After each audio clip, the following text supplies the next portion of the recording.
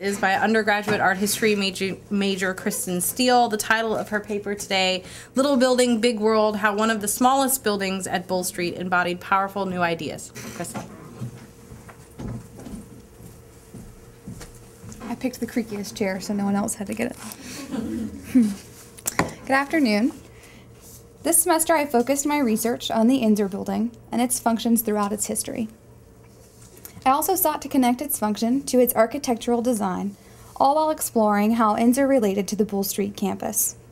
Much to my surprise, I discovered Inzer is not only a part of the history of Bull Street, but also a part of nationally recognized medical research. Though small, this building is quite the little multitasker, functioning as a research laboratory, morgue, and the Department of Parasitology. I will start by discussing the basic history of Inzer, including its introduction to the campus and the creation of the Inzer Research Foundation. Then I will briefly discuss the architectural design of the building.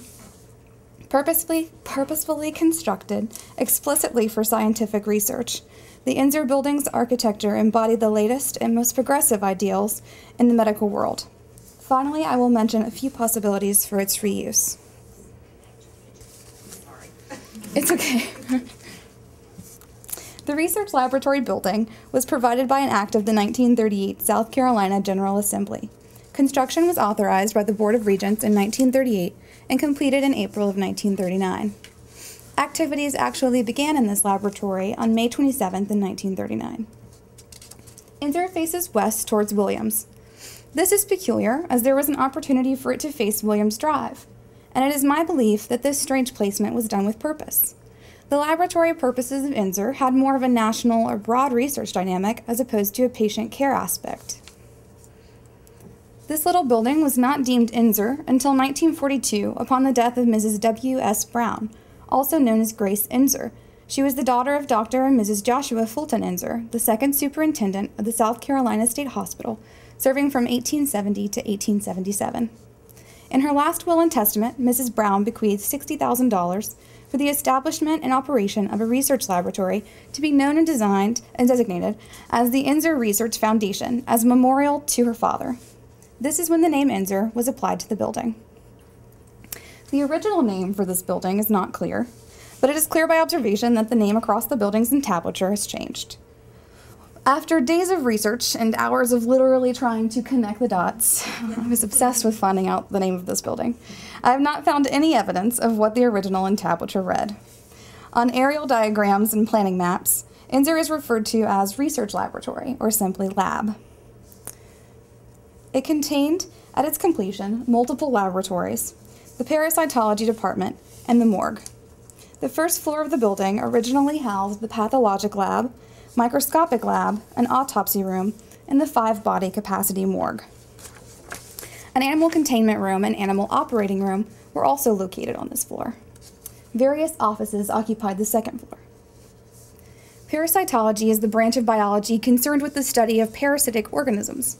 In the case of Inzer, researchers studied the effects of parasitic infections and also developed ways to keep parasite populations from surviving on the grounds. The scientists within Inzer developed contraptions that could effectively heat the ground to temperatures high enough to kill common parasites like Coccidia, Giardia, roundworms, hookworms, fleas, and ticks. Inzer hosted visitors from throughout the nation, including doctors from medical schools, large hospitals, and other mental institutions, all of whom came to explore what the research performed at Inzer had to offer. The basement of the neighboring Williams Building functioned as a laboratory of the U.S. Public Health Service, as Aaron mentioned. The research performed in the laboratory concerned malaria therapy for the treatment of syphilis. The U.S. Public Health Service first established a research laboratory at the South Carolina State Hospital in 1931 under the direction of Dr. Bruce Main. After 1939, the Public Health Service worked closely with the lab in Inzer. The buildings were later joined by a covered walkway that leads from the front door of Inzer to the back door of Williams, presumably a Public Health Service entrance. Regardless of exactly how these two function together, it seems extremely likely that the focus of surge research was intended to be applied to a more national or global scale, rather than the care and treatment of individual patients within this hospital. Unclaimed bodies from the hospital were placed in the morgue of Inzer. These unclaimed bodies were turned over to the medical college in Charleston for use as cadavers. this went on from the 1940s to at least the 1970s. The morgue served a very pivotal function throughout the building's history. This is implied by correspondence between doctors at the medical college and the superintendent of the South Carolina State Hospital. Dr. Lassick of the Charleston Medical College wrote a letter dated March of 1941 to the superintendent, Dr. C.F. Williams, stating his disappointment in the availability of cadavers. Dr. Lassick also wrote of a mix-up in orders when his school received an African-American cadaver when he explicitly requested a white one. Dr. Williams responded by saying that the morgue unfortunately lacked any white male bodies and apologized for the inconvenience. Researchers at INSER tested the effects of potential new medications and treatments on lab animals within the animal operating rooms and testing rooms. In the 1970s, INSER hosted symposiums detailing the processes and results of their experiments. Such symposiums were often attended by pharmaceutical developers, doctors from neighboring hospitals, as well as doctors from around the globe. Following his retirement as superintendent in 1948, Dr. C.F. Williams became the first director of research for the INSER Research Foundation. In the annual report of 1947, he wrote, "It is the hope of the research department that much knowledge, helpful to mankind, will be brought to light through its efforts, and that soon it will become of great value to scientific medicine." Dr. Williams did not speak of INSER as though it were another step for patients to go through towards mental health. He spoke of INSER as a beacon of medical hope and discovery for the future. The architectural elements of INSER reinforce the notion that it was built with motive.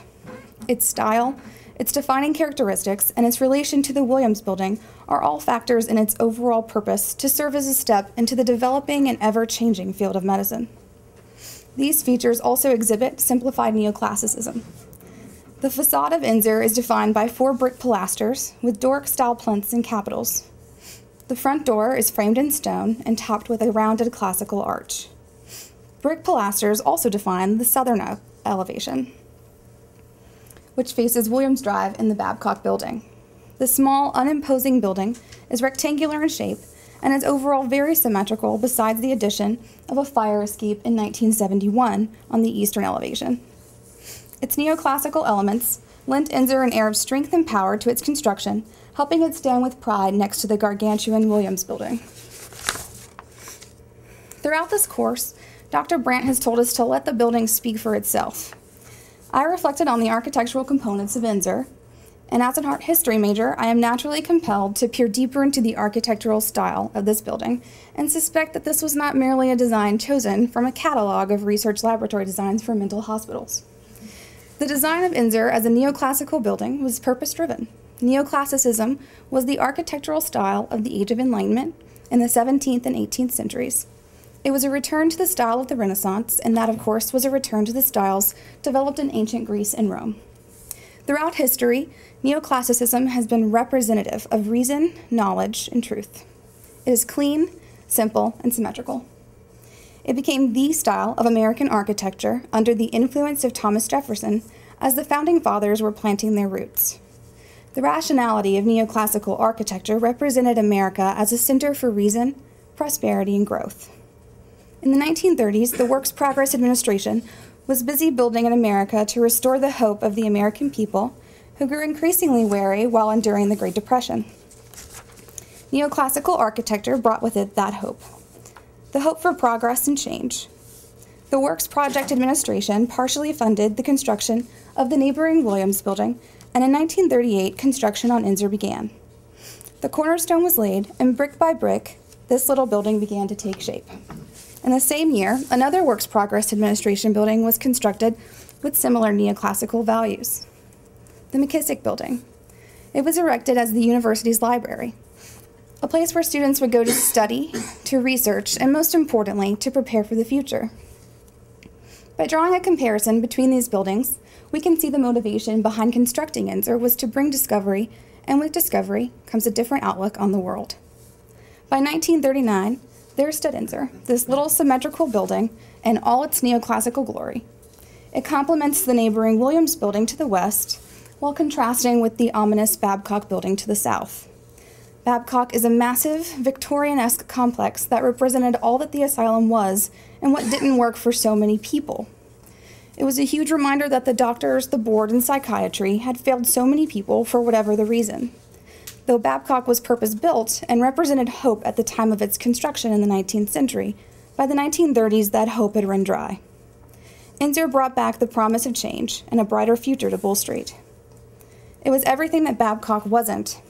Babcock housed and treated patients, and unlike Babcock, Inzer was created solely for research purposes. Its architecture brought with it hope and the realization that there is nothing but progress to be made. And research, in general, is nothing if not fueled by hope. At least hope and money. Inzer also represented the shift in changing knowledge within the field of psychiatry and the importance of focusing on the science involved in medicine rather than just the practice of outdated treatments and procedures. It was the recognition by the board and supporters of the hospital that if psychiatry did not become more research-oriented, then it would perish as a legitimate field of medicine.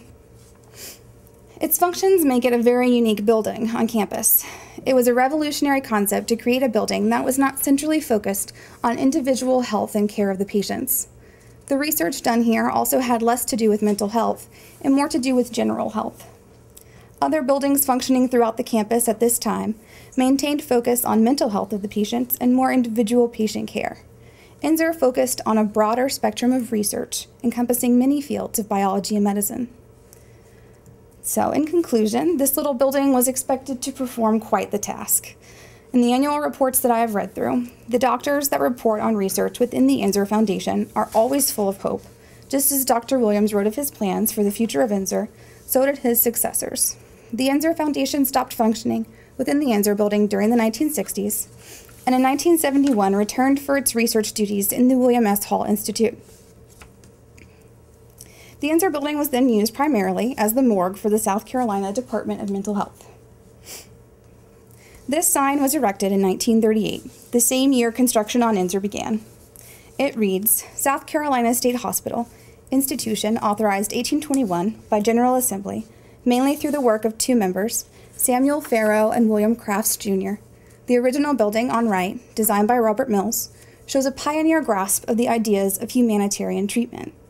When I read this, I could not help but make the connection of Inzer as a building designed by architects at Lafay and Lafay that shows a pioneer grasp of the ideas of psychiatric advancement and research in the field of medicine. As to the future of Inzer, its size and location would, in my belief, make an ideal place for a museum dedicated to this asylum and its long and twisty history. It would also be ideal for reuse as an office space and could possibly function with the neighboring Williams building. I believe that its history of multitasking proves that this little building is up for the job, whatever that may be.